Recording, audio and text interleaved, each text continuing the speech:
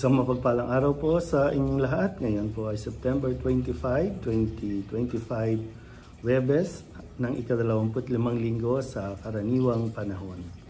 Ang ating pong unang pagbasa at pagninilay sa araw na ito ay hinango mula sa aklat ni Propeta Ageo, chapter 1, verses 1 to 8. Ang simula ng aklat ni Propeta Ageo.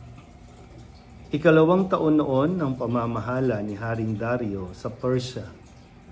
Nang unang araw ng ika-6 na buwan, tinawag ng Panginoon si Propeta Ageo.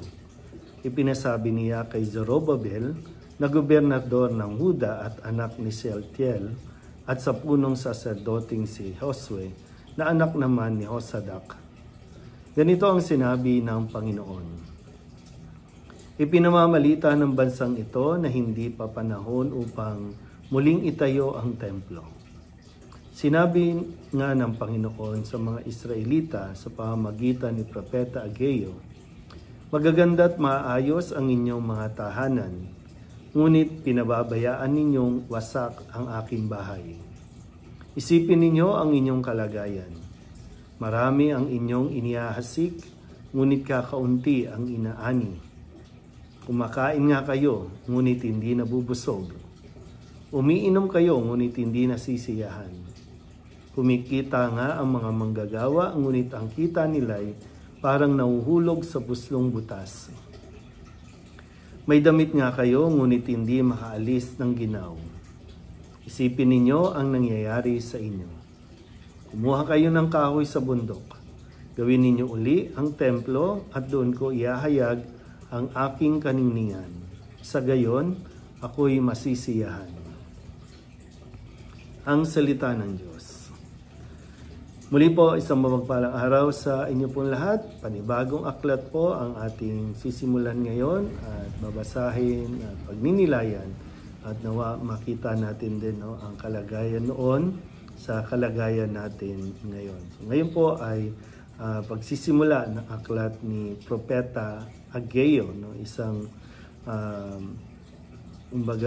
bihira natin marinig yung pangalan ng ito na mayroong propetang nagngangalang Ageo.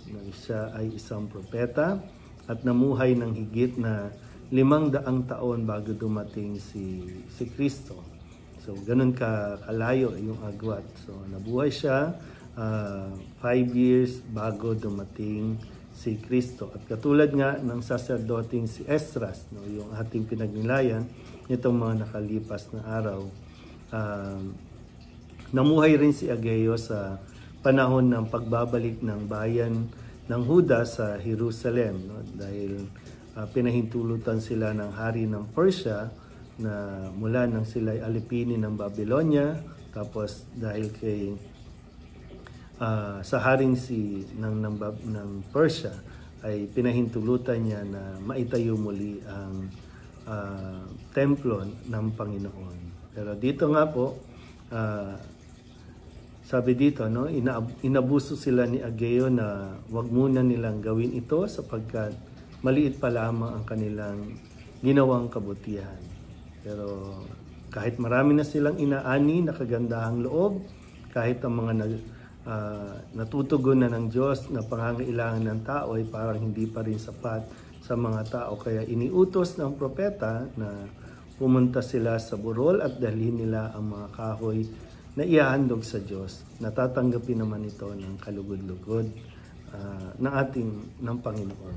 Dito po muli, pinapaalalahanan tayo ng kahalagahan ng ating pagmamalasakit sa simbahan, sa templo, na nawa magkaroon din tayo ng higit pa doon sa sa nakikisa tayo sa mga gawain, kundi mabigyan din natin ng papahalaga ang ating simbahan. Kung saan man kayo na naroroon, saan mang simbahan kayo nasasakop, baka ito ay isang paalala din sa atin na tingnan nyo din, dahil napakaganda